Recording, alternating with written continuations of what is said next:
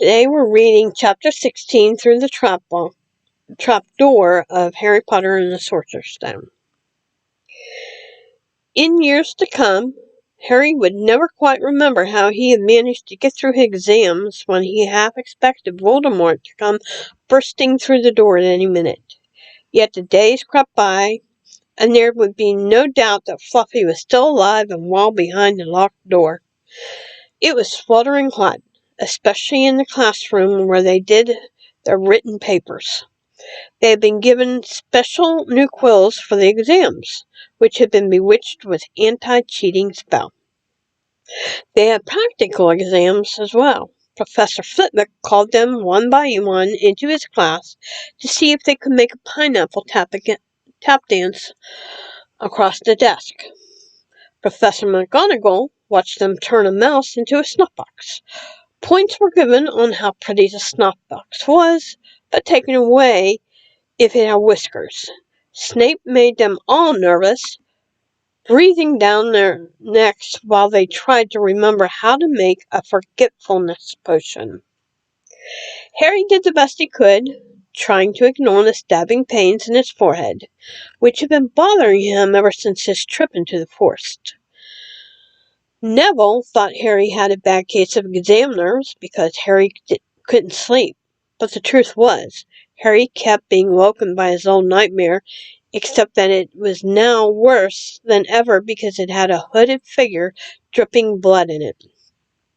Maybe it was because they hadn't seen what Harry had seen in the forest, or because they didn't have scars burning on their foreheads, but Ron and Hermione didn't seem as worried about the stone as Harry.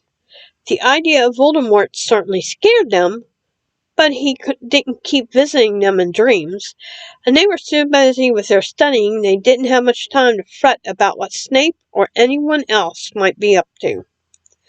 Their very last exam was History of Magic.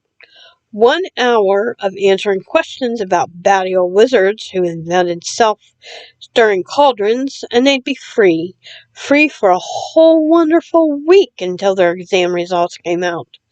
When the ghost of Professor Binns told them to put down their quills and roll up their parchment, Harry couldn't help cheering with the rest.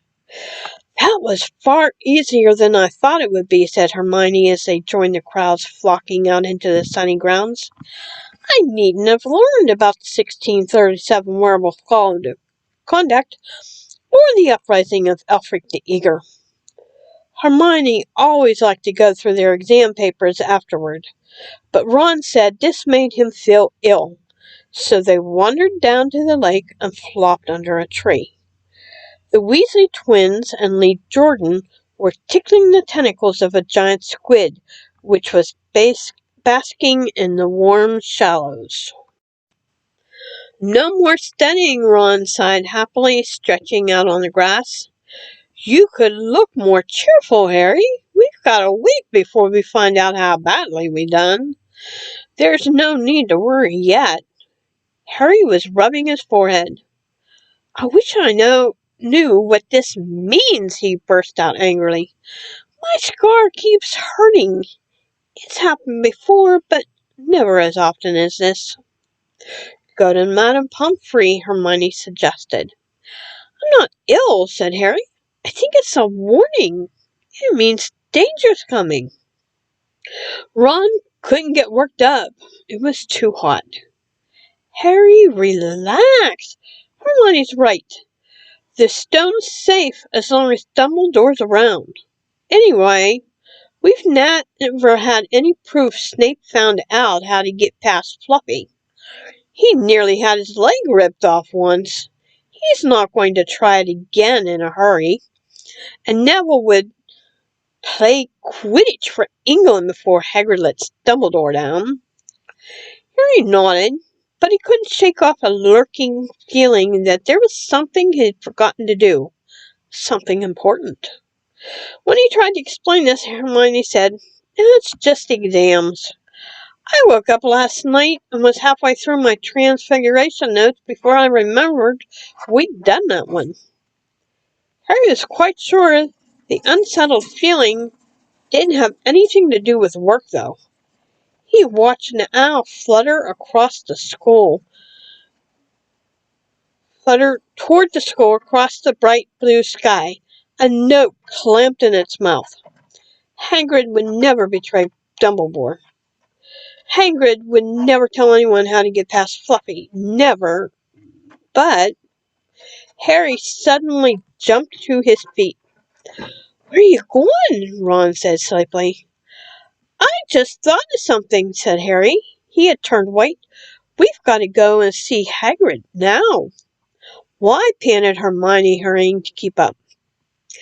"Don't you think it's rather odd," said Harry, scrambling up the grassy slope, "that what Hagrid wants more than anything is a dragon, and a stranger turns up who just happens to have an egg in his pocket? How many people wander around with dragon eggs if it's against wizard law? Luckily they found Hagrid, don't you think? Why didn't I see it before?" "What are you talking about?" said Ron. But Harry, sprinting across the grounds towards the forest, didn't answer. Hagrid was sitting in an armchair outside his house. His trousers and sleeves were rolled up, and he was shelling peas into a large bowl. "Hello," he said, smiling. "Finished your exams? Got time for a drink?" "Yes, please," said Ron, but Harry cut him off. "No, we're in a hurry, Hagrid. I've got to ask you something. You know that night you run Norbert? What did that stranger you were playing cards with look like?" "Don't know," said Hagrid casually. He wouldn't take his cloak off. He saw three of them look stunned and raised his eyebrow. "It's not that unusual. You get a lot of funny folk in Hogsmeade. That's one of the pubs down in the village. Might have been a dragon dealer, mightn't he? I never saw his face. He kept his hood up." Harry sank down next to the bowl of peas. "What did you talk to him about, Hagrid? Did you mention Hogwarts at all?" "Might have come up," said Hagrid, frowning as he tried to remember. "Yeah, he asked what I did, and I told him I was gamekeeper here. He asked a bit about the sort of creatures I look after, so I told him. And I said that I'd always really wanted was a dragon. And then, I can't remember too well, 'cause he kept buying me drinks. Let's see. Yeah. Then he said he had a dragon egg, and we could play cards for it if I wanted. But he had to be sure I could handle it. He didn't want to go to any old home. So I told him, after Fluffy, a dragon would be easy." "And did he seem interested in Fluffy?" Harry asked, trying to keep his voice calm. "Well, yeah. How many three-headed dogs do you meet, even around Hogwarts?" So I told him, "Fluffy's a piece of cake, if you know how to calm him down. Just play him a bit of music and he'll go straight to sleep." Hagrid suddenly looked horrified. "I shouldn't have told you that," he blurted. "Forget I said it. Hey, where are you going?" Harry, Ron, and Hermione didn't speak to each other at all until they came to a halt at the entrance hall, which seemed very cold and gloomy after the grounds. "We've got to go to Dumbledore," said Harry. "Hagrid told that stranger how to get past Fluffy, and it was either Snape or Voldemort under that cloak. It must have been easy once he got Hagrid drunk. I just hope Dumbledore believes us. Frenzy might back us up if Blaine doesn't stop him." "Where's Dumbledore's office?" They looked around, as if hoping to see a sign pointing them in the right direction. They had never been told where Dumbledore lived, nor did they know anyone who had been sent to see him. "We'll just have to," Harry began, but a voice suddenly rang across the hall. "What are you three doing inside?" It was Professor McGonagall, carrying a large pile of books. "We want to see Professor Dumbledore," said Hermione rather bravely, Harry and Ron thought. "See Professor Dumbledore," Professor McGonagall repeated as though it was a very fishy thing to do. "Why?" Harry swallowed. Now what? It's sort of a secret, he said, but he wished at once he hadn't because Professor McGonagall's nostrils flared. Professor Dumbledore left 10 minutes ago, she said coldly. He received an urgent owl from the Ministry of Magic and flew off for London at once. He's gone, Harry said frantically. Now? Professor Dumbledore is a very great wizard, Potter. He has many demands on his time. But this is important. Something you have to say is more important than the Ministry of Magic, Potter? Look, said Harry, throwing caution to the winds. Professor, it's about the Sorcerer's Stone. When Professor McGonagall had, whatever Professor McGonagall had expected, it wasn't that. The books she was carrying tumbled out of her arms, but she didn't pick them up. How do you know? She spluttered. Professor, I know that someone's going to try and steal a stone. I've got to talk to Professor Dumbledore. She eyed him with a mixture of shock and suspicion. Professor Dumbledore will be back tomorrow, she said fondly. I don't know how you found out about the stone, but rest assured, no one can possibly steal it. It's too well protected. But Professor Potter, I know what I'm talking about, she said shortly. She bent down and gathered up the fallen books. I suggest you all go back outside and enjoy the sunshine. But they didn't. It's tonight, said Harry, once he was sure Professor McGonagall was out of earshot. Snape's going through the trapdoor tonight. He's found out everything he needs. Now he's got Dumbledore out of the way. He sent that note. I'll bet the Ministry of Magic will get a real shock when Dumbledore turns up. But what can we? Hermione gasped. Harry and Ron wheeled around. Snape was standing there. Good afternoon, he said smoothly. They stared at him. You shouldn't be inside on a day like this, he said with an odd, twisted smile. We were, Harry began without any idea what he was going to say. You need to be more careful, said Snape. Hanging around like this, people will think you're up to no good. And Gryffindor really can't afford to lose any more points, can it? Harry flushed. They turned to go outside, but Snape called them back. Be warned, Potter. Any more nighttime wanderings, and I will personally make sure you are expelled. Good day to you. He strode off in the direction of the staff room. On the stone steps, Harry turned to the others. Right. Here's what we've got to do, he whispered urgently. One of us has to keep an eye on Snape. Wait outside the staff room and follow him when he leaves. Hermione, you better do that.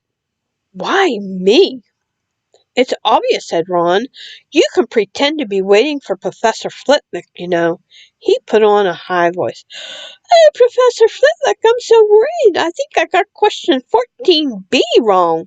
Oh, shut up, said Hermione, but she agreed to go and watch out for Snape. And we'd better stay outside the third door corridor, Harry told Ron. Come on. But that part of the plan didn't work. No sooner had they reached the door separating Fluffy from the rest of the school than Professor McGonagall turned up again, and this time she lost her temper. I suppose you think you're harder to get past than a pack of enchantments, she stormed. Enough of this nonsense.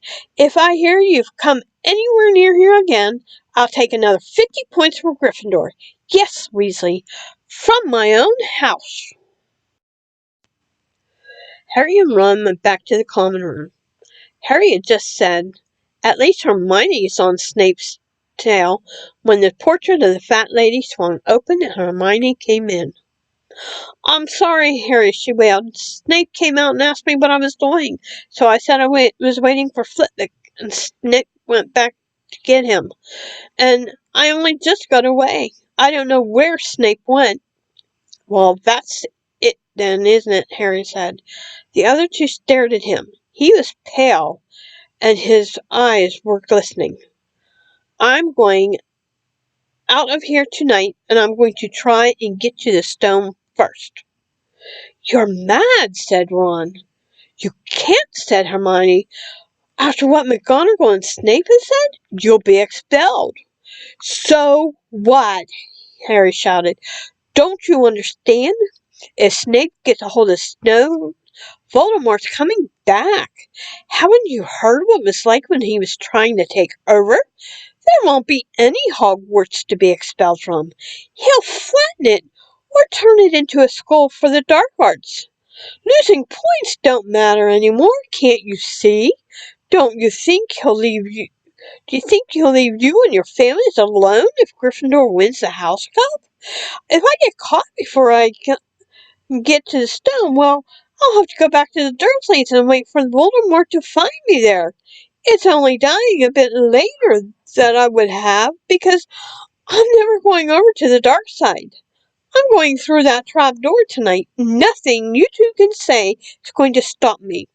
Voldemort killed my parents, remember? He glared at them. You're right, Harry, said Hermione in a small voice. I'll use the invisibility cloak, said Harry. It's just lucky I got it back. But will it cover all three of us, said Ron. All three of us? Oh, come on. You don't think we'd let you go alone? Of course not, said Hermione briskly. How do you think you'd get to the stone without us? I'd better go and look through my books. There might be something useful. But if we get caught, you two will be expelled too. Not if I can help it, said Hermione grimly. Flitwick told me in secret I got 112% on his exam. They're not throwing me out after that. After dinner, the three of them sat nervously apart in the common room. Nobody bothered them. None of the Gryffindors had anything to say to Harry any more, after all. This was the first night he hadn't been upset by it. Hermione was skimming through all her notes, hoping to come across one of the enchantments they were about to try to break. Harry and Ron didn't talk much. Both of them were thinking about what they were about to do. Slowly the room emptied as people drifted off to bed. Better get the cloak, Ron muttered as Lee Jordan finally left, stretching and yawning. Harry ran upstairs to their dark dormitory. He pulled out the cloak, and with his eyes fell on the flute Hagrid had given him for Christmas. He pocketed it to use on Fluffy. He didn't much feel like singing. He ran back down to the common room. We'd better put the cloak on here and make sure it covers the three of us. If Filch spots one of our feet wandering along on its own... What are you doing? Said a voice from the corner of the room. Neville appeared from behind an armchair, clutching Trevor the Toad, who looked like he had been making another bid for freedom. Nothing, Neville, nothing, said Harry, hurriedly putting the cloak behind his back. Neville looked at their guilty faces. You're going out again. No, said Hermione. No, we're not. Why don't you go to bed, Neville? Harry looked at the grandfather clock by the door. They couldn't afford to waste any more time. Snape might even now be playing Fluffy to sleep. You can't go out, said Neville. You'll be caught again. Gryffindor will be in even more trouble. You don't understand, Harry. This is important. But Neville was clearly steeling himself to do something desperate. I won't let you do it, he said, hurrying to stand in front of the portrait hole. I'll fight you. Neville, Ron exploded. Get away from the hole and don't be an idiot. Don't you call me an idiot, said Neville. I don't think you should be breaking any more rules, and you were the one who told me to stand up to people. Yes, but not us, said Ron in exasperation. Neville, you don't know what you're doing. He took a step forward, and Neville dropped Trevor the Toad, who leapt out of sight. Go on then, try and hit me, said Neville, raising his fist. I'm ready. Harry turned to Hermione. Do something, he said desperately. Hermione stepped forward. Neville, she said, I'm really, really sorry about this. She raised her hand. Petrificus totalus, she cried and pointed it at Neville. Neville's arms snapped to his sides. His legs sprang together, and his whole body rigid. He swayed where he stood and fell flat on his face, stiff as a board. Hermione ran to turn him over. Neville's jaws were jammed together so he couldn't speak. Only his eyes were moving, looking at them in horror. What have you done to him? Harry whispered. It's the full body bind, said Hermione miserably. Oh, Neville, I'm so sorry.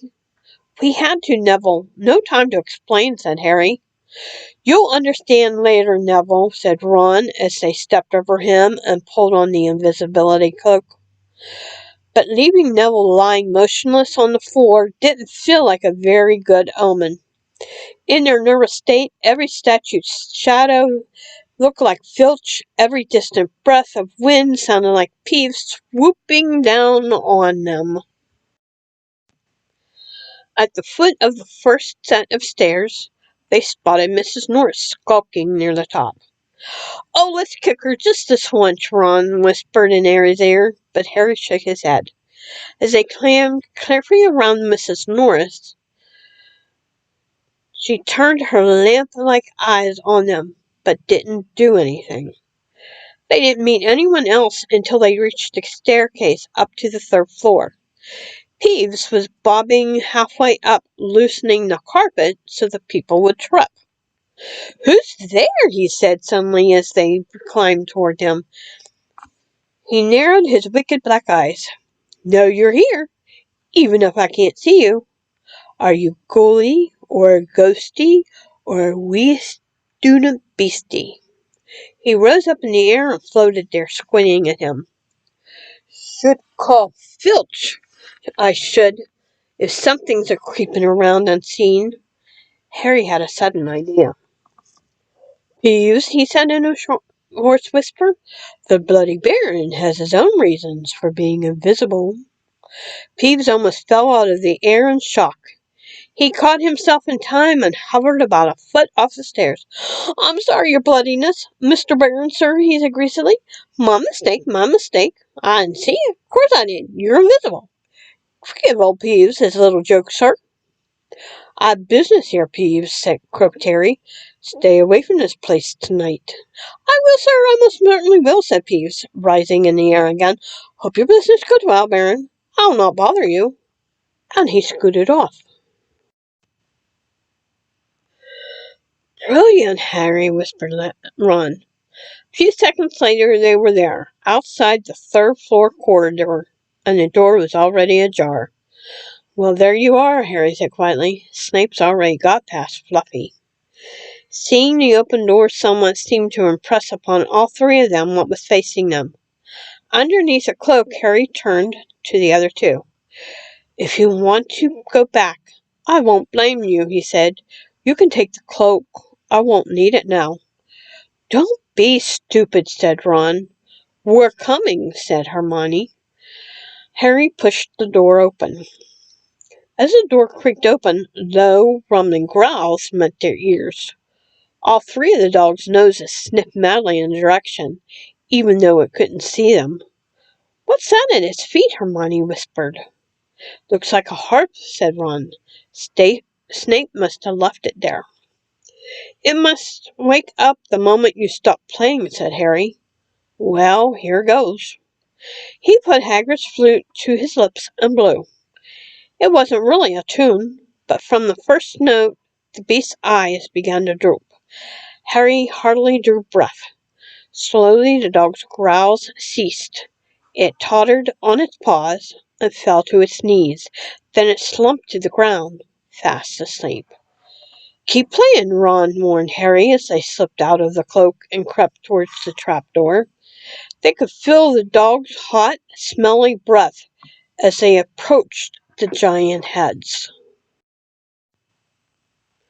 I think we'll be able to pull the door open, said Ron, peering over the dog's back. Want to go first, Hermione? No, I don't. All right. Ron gritted his teeth and stepped carefully over the dog's legs. He bent and pulled the ring of the trapdoor, which swung open. What can you see? Hermione said anxiously. Nothing, just black. There's no way of climbing down. We'll just have to drop. Harry, who was still playing the flute, waved at Ron to get his attention and pointed at himself. You want to go first? Are you sure? Said Ron.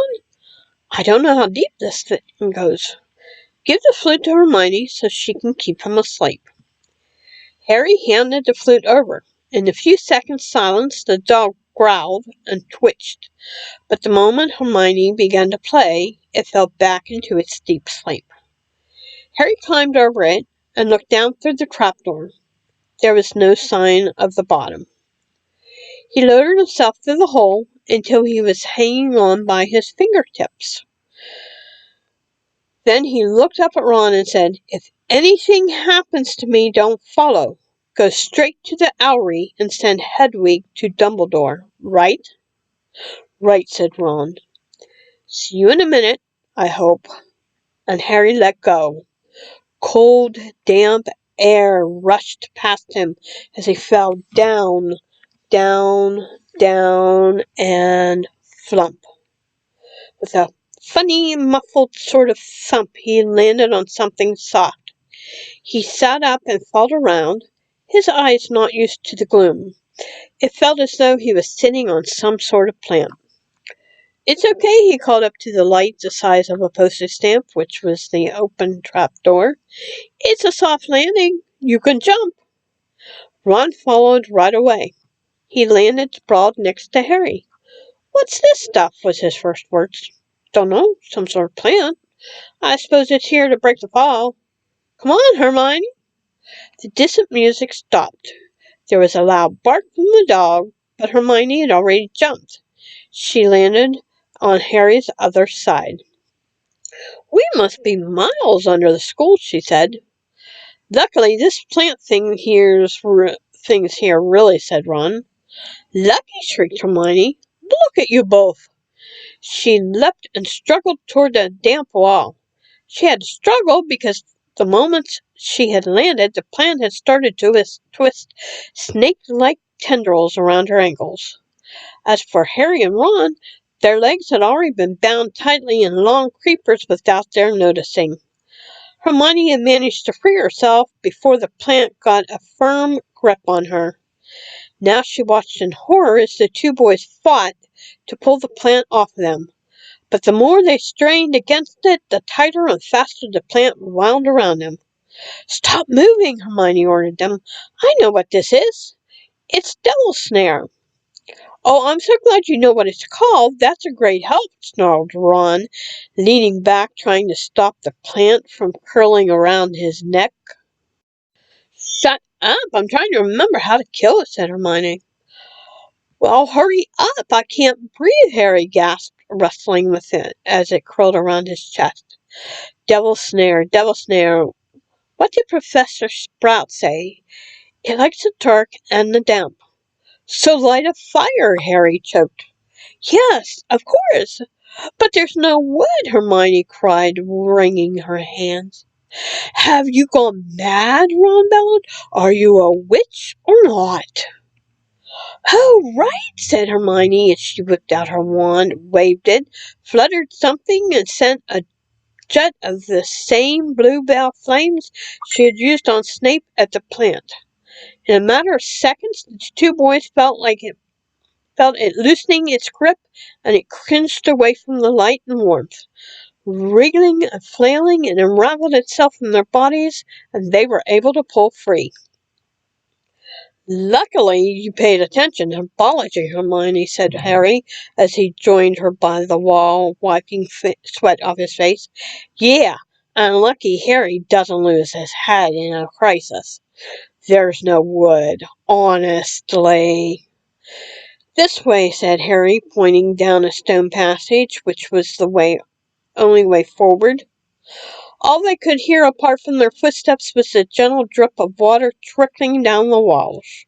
The passageway sloped downward, and Harry was reminded of Gringotts.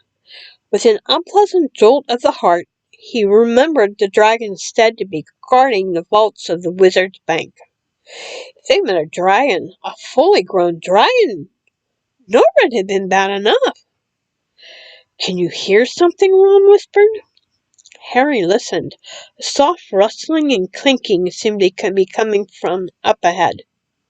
"Do you think it's a ghost?" "I don't know. Sounds like wings to me. There's light ahead. I can see something moving."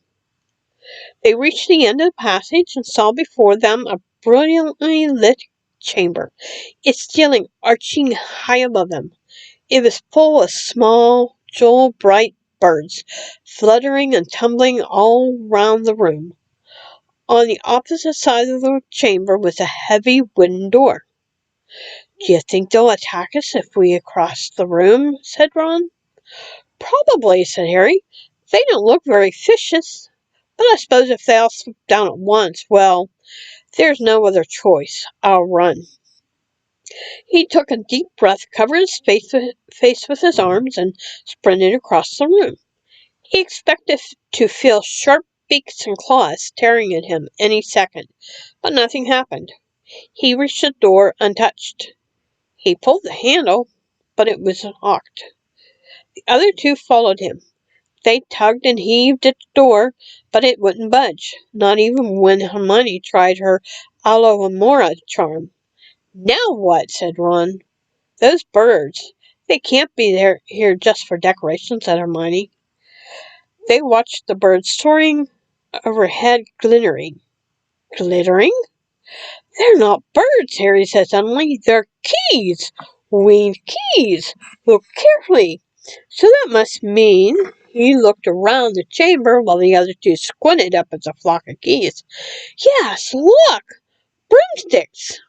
We need to catch the key to the door." "But there are hundreds of them." Ron examined the lock on the door. "We're looking for a big, old-fashioned one. Probably silver, like the handle."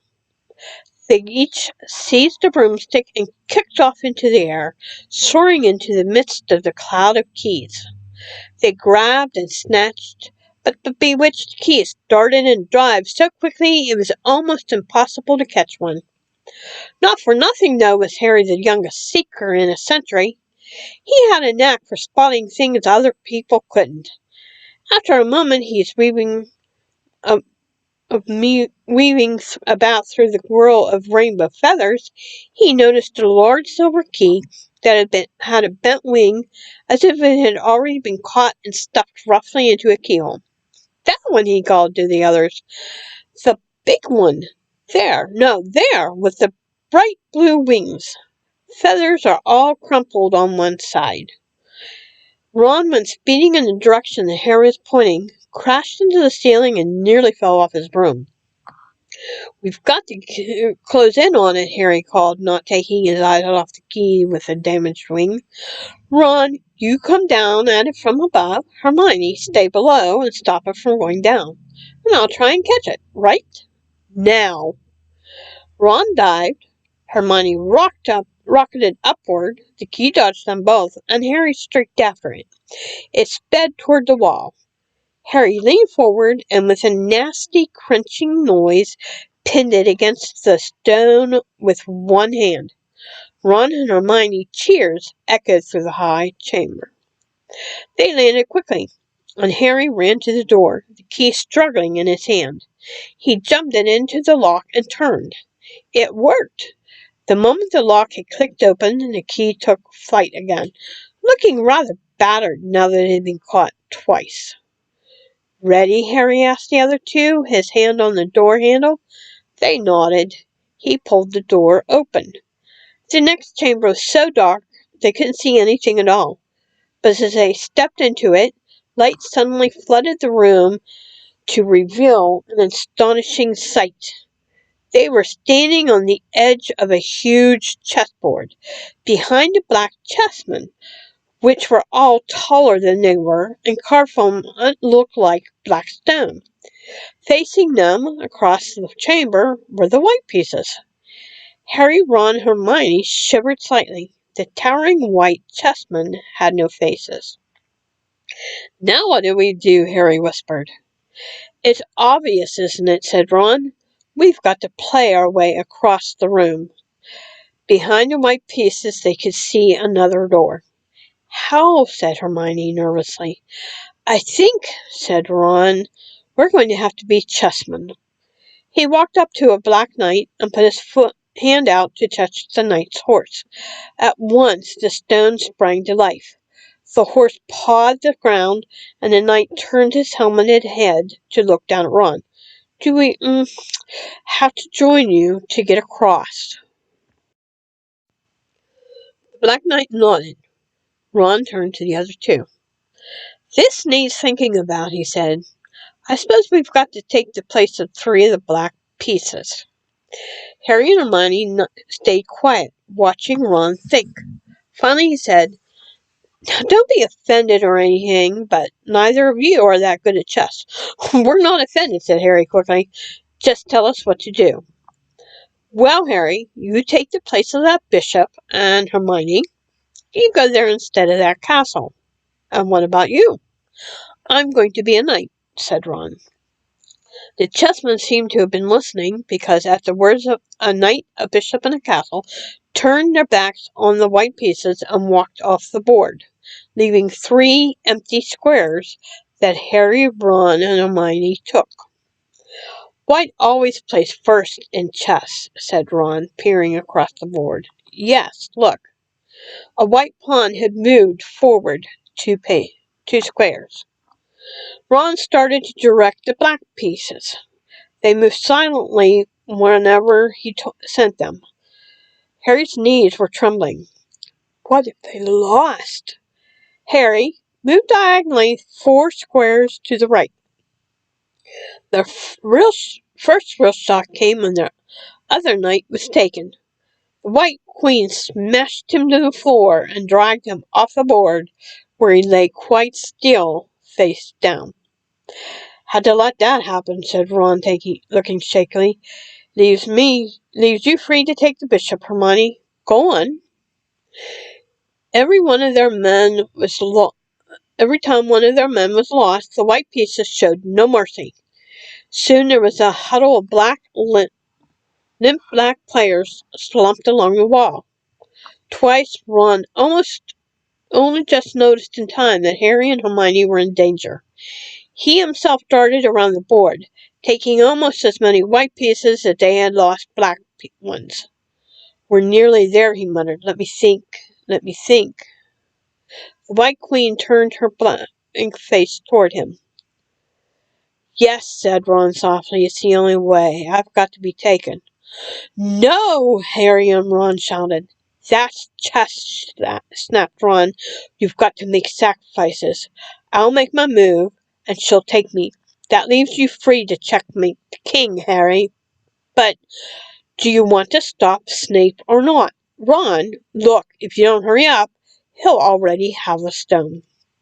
There was no alternative. "Ready?" Ron called, his face pale but determined. "Here I go. No, don't hang around once you've won." He stepped forward, and the White Queen pounced. She struck Ron across the head with her stone arm, and he crashed to the floor. Hermione screamed, but stayed on her square. The White Queen dragged Ron to one side. He looked as if he'd been knocked out. Shaking, Harry moved 3 spaces to the left. The White King took off his crown and threw it at Harry's feet. They had won. The chessmen parted and bowed, leaving the door ahead clear. With one last desperate look at Ron, Harry and Hermione charged through the door and up the next passageway. "What if he'll be all right," said Harry, trying to convince himself. "What do you reckon's next?" "We've had sprouts. That was the devil snare. Flitwick must have put charms on the keys. McGonagall transferred the chessmen to make them alive. That leaves Quirrell's spell and Snape's." They reached another door. "All right," Harry whispered. "Go on." Harry pushed it open. A disgusting smell filled their nostrils, making both of them pull their robes up over their noses. Eyes watering, they saw flat on the floor in front of them a troll, even larger than the one they had tackled, out cold with a bloody lump on its head. "I'm glad we didn't have to fight that one," Harry whispered as they stepped carefully over one of its massive legs. "Come on, I can't breathe." He pulled open the next door, both of them hardly daring to look at what came next. But there was nothing very frightening in here, just a table with 7 differently shaped bottles standing in a line. "Snapes," said Harry. "What do we have to do?" They stepped over the threshold, and immediately a fire sprung up behind them in the doorway. It wasn't an ordinary fire either. It was purple. At the same instant, black flames shot up in the doorway leading onward. They were trapped. "Look!" Hermione seized a roll of paper lying next to the bottles. Harry looked over his shoulder to read it. "Danger lies before you, while safety lies behind. 2 of us will help you, whichever you would find. 1 among us 7 will let you move ahead. Another will transport the drinker back instead. 2 among our number hold only nettle wine. 3 of us are killers, waiting hidden in line.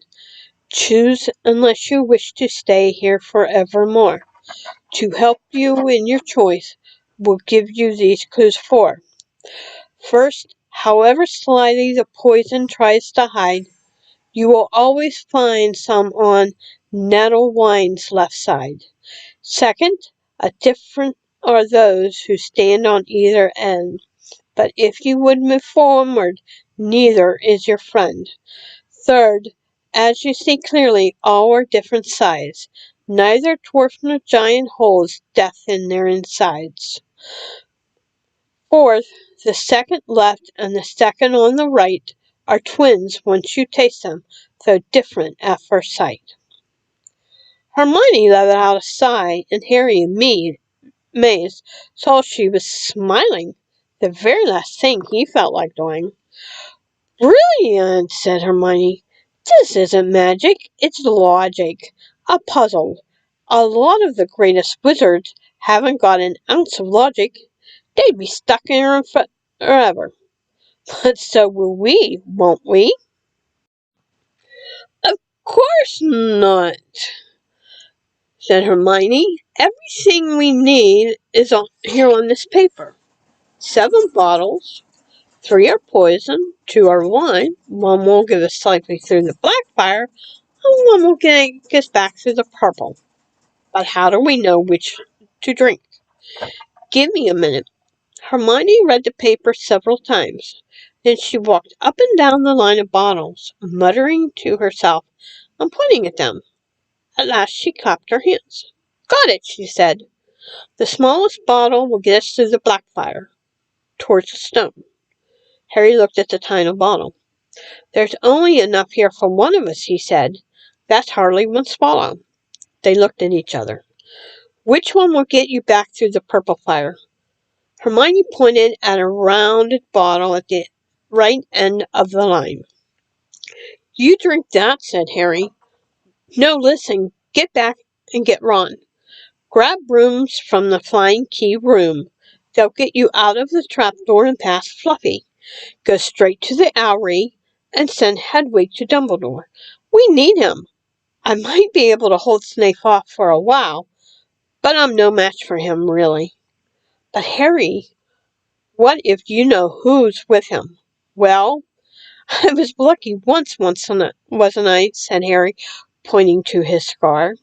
"I might get lucky again." Hermione's lip trembled, and she suddenly dashed at Harry and threw her arms around him. "Hermione!" "Harry, you're a great wizard, you know." "I'm not as good as you," said Harry, very embarrassed, as she let go of him. "Me," said Hermione. Books and cleverness. There are more important things. Friendship and bravery and... Oh, Harry, be careful. You drink first, said Harry. You are sure which is which, aren't you? Positive, said Hermione.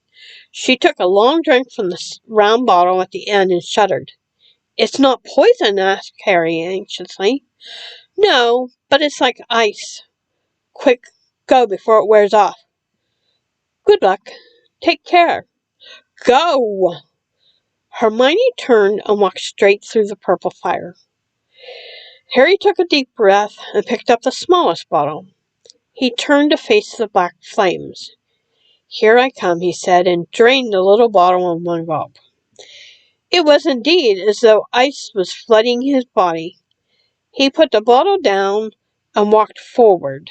He braced himself, saw the black flames licking his body, but couldn't feel them. For a moment, he could see nothing but dark fire. Then he was on the other side, in the last chamber. There was already somebody there, but it wasn't Snape. It wasn't even Voldemort.